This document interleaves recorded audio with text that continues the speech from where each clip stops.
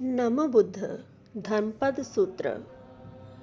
जो संसार में हिंसा करता है, झूठ बोलता है, चोरी करता है, पर स्त्री गमन करता है, मद्यपान करता है, वह व्यक्ति यही इसी लोक में अपनी जड़ खोदता है।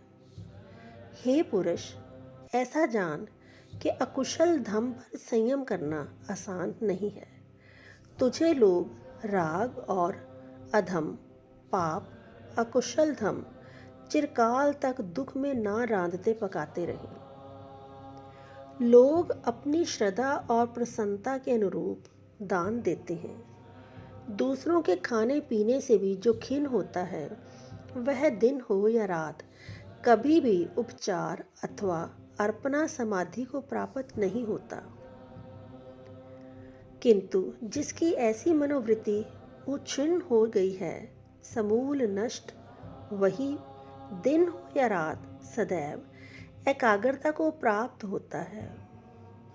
राग के समान अग्नि नहीं है, ना द्वेष के समान जकड़ना, मोह के समान फंदा नहीं, ना तृष्णा के समान नदी। दूसरों का दोष देखना आसान है, किंतु अपना दोष देखना कठिन।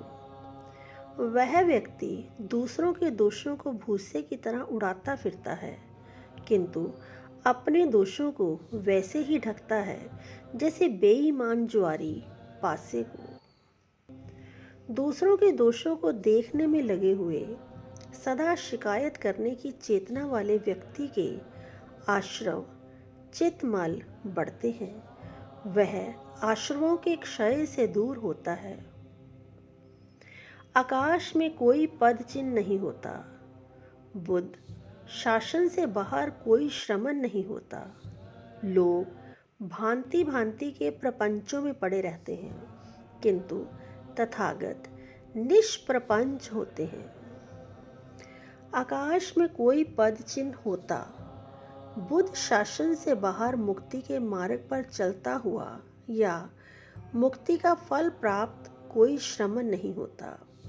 संस्कार शाश्वत नहीं होते।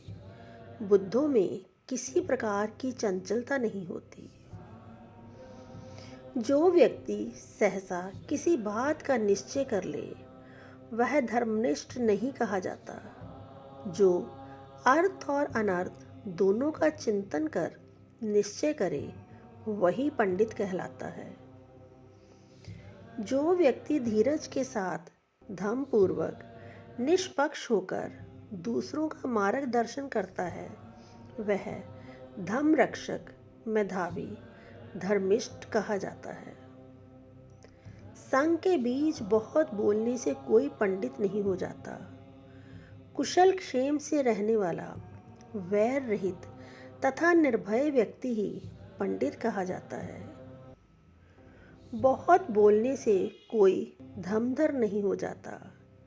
जो कोई थोड़ी सी भी धम की बात सुनकर काय से धम का दर्शन करने लगता है, अर्थात विपश्यना करने लगता है, और जो धम के आचरण में प्रमाद नहीं करता, वही निसंदेह धमधर होता है। सिर के बाल पकने से कोई स्थाविर नहीं हो जाता, केवल उसकी आयु पकी है। वह तो मोग जीर्ण व्यर्थ का वृद्ध हुआ कहा जाता है। नमो बुद्ध।